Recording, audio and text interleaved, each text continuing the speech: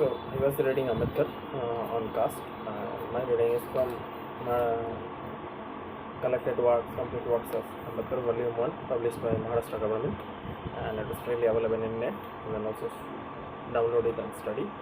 So the main two texts which I have read is Caste, Origin and Development, and the second text is Annihilation of Caste. For now, in the discourse of caste, caste is an English word. Its origin lies in the Spanish colonial or Portuguese colonial terminology, which was used as a racial designation. It's true, and Right-wing claims that caste is a foreign conception. Yes, the word is foreign, but the conception or its use in Amedkar text is clearly indicative of the Jati-Kula-Varnashramadharma. But Dr. Ambedkar used it to Indian context to mean the whole system of Jati Varna Kula of Brahminic Vedic theology. Now, Ambedkar says there is no one caste, but only castes, that is plural, as caste cannot exist as an ontology, but only a part of a larger system. Here, he examines the previous various definitions of other sociologists, anthropologists, and historians of caste. Some reduces caste question only to the prohibition of marriage, dining, and untouchability. Some other reduces to some other things like theology of purity and rituals. Okay, but some reduce untouchability. But Ambedkar thinks they are aspects, but not the whole picture of caste. So for Ambedkar, caste is another thing. Next, modern the system of caste is completely different, and Ambedkar uses various sociological concepts. And specifically, he uses Tardian sociology. Tardieu was a French sociologist who has a theory of imitation.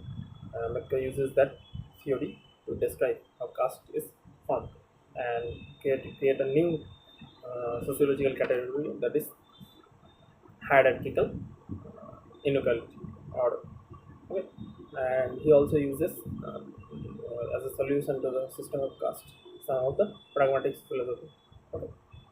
And when Ambedkar talks about caste, he says that as far as Ambedkar is concerned, caste is an enclosed class. And for that matter, he also says every religion, though they may espouse this equality within themselves, just like specifically Christianity or Islam, they espouse this equality uh, among themselves. They espouse this equality when all the Muslims are equal, but they do not espouse this equality between a Muslim and a Christian. So as far as Ambedkar is concerned, Islam and Christianity, members of Islam, the members of Islam are equal with each other in the fold of Islam.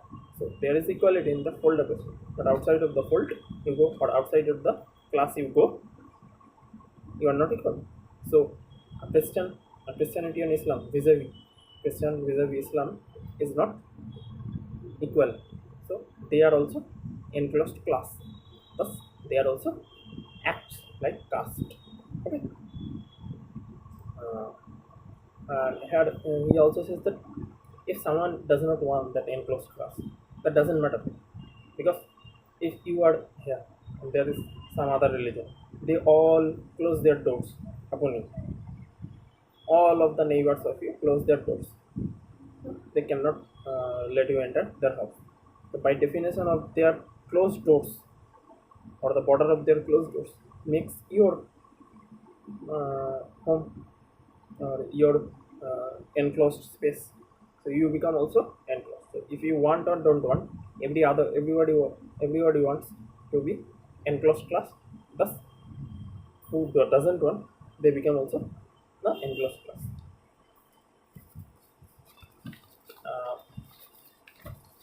Thus,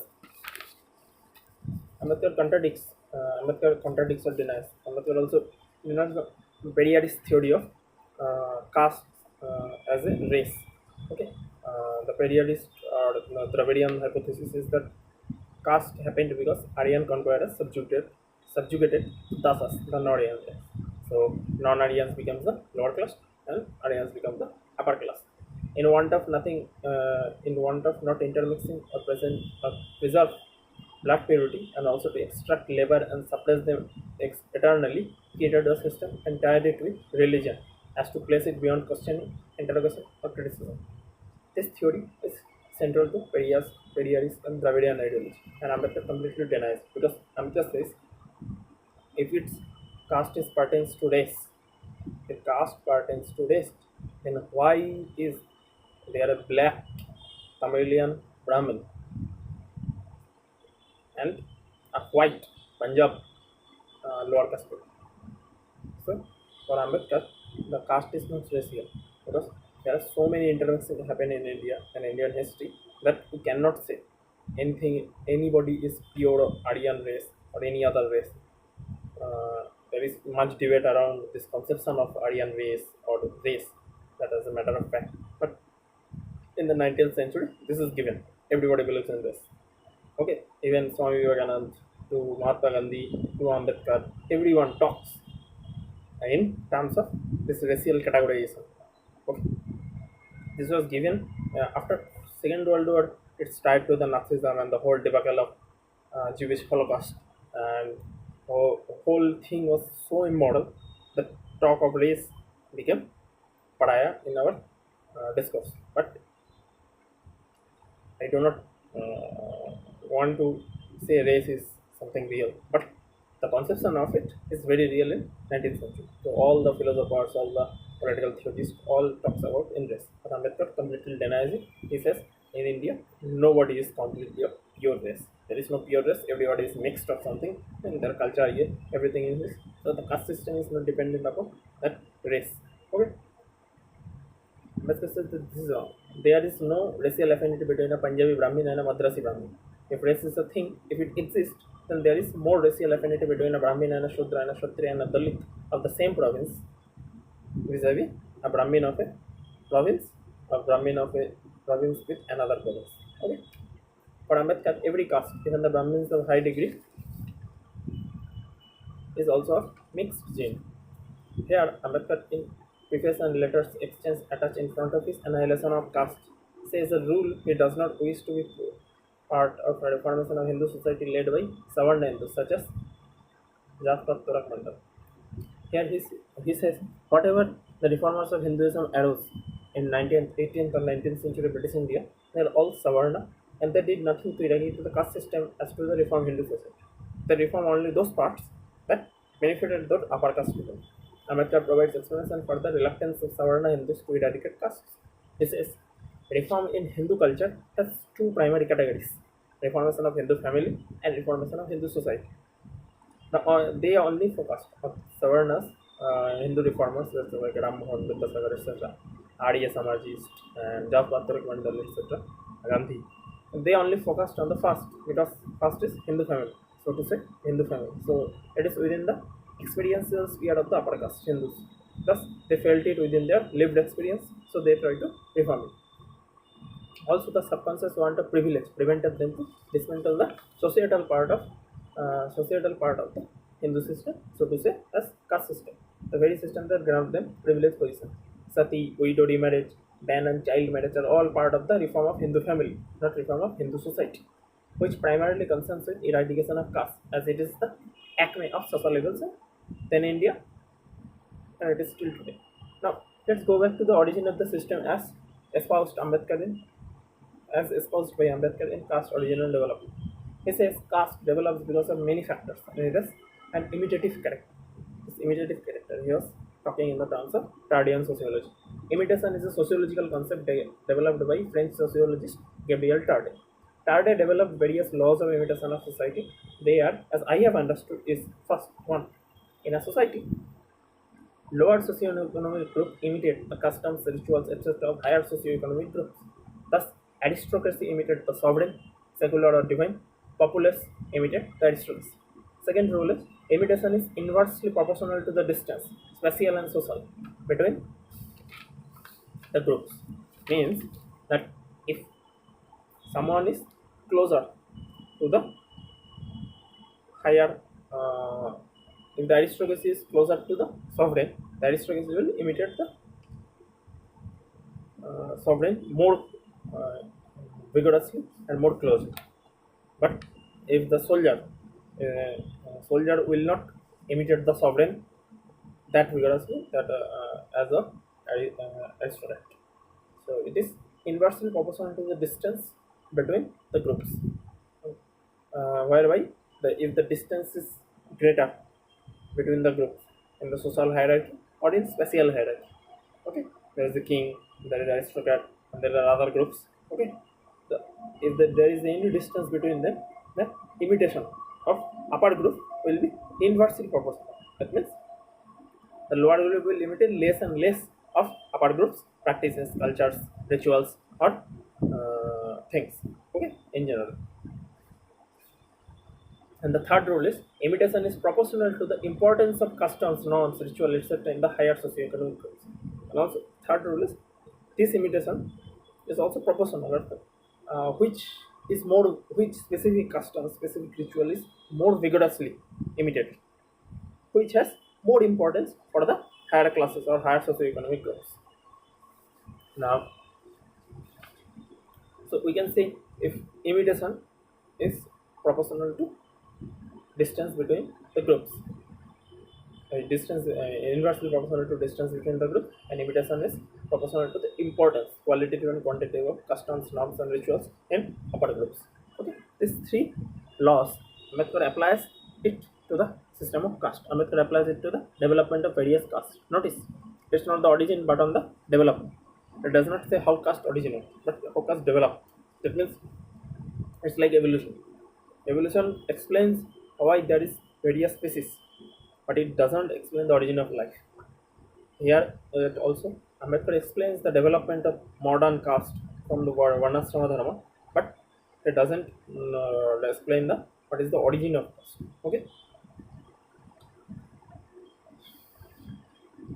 Vedic religion, Vedic religious political theology, theological constitution gave highest status in order of importance to first Brahman, then Kshatriya, then Vaishyas, then Shudras. Brahmin observes all the religious and rituals, including child marriage, sati, widowhood, etc. Kshatriyas mimicked it more or less completely, except the ritual of purity. Kshatriyas, they are within the less distance uh, of Brahmin than Shudras. So they mimic whatever the Brahmin do except the purity clause. They do not mimic the purity. They do not imitate or mimic purity clause. Vaishyas mimic Kshatriyas and Shudras mimic Vaishyas as they done as they do not observe sati. The Shudras mimic Vaishyas, but Vaishyas and Shudras do not observe sati, widowhood, child marriage. Only observe ritual when in temple. They only observe when they are in the space of the Brahmin. So they are imitating within the law. Thus, imitation plays a significant part in the development of caste. These varnas later divide in themselves in myriad jatis and upajatis, aka subcastes. Let's go to the origin of the system. Ambedkar says the dichotomy of endogamy, and when Ambedkar says why it is originated, he posits that there is two categories: the endogamy and exogamy. India was uh, India was an exogamic society.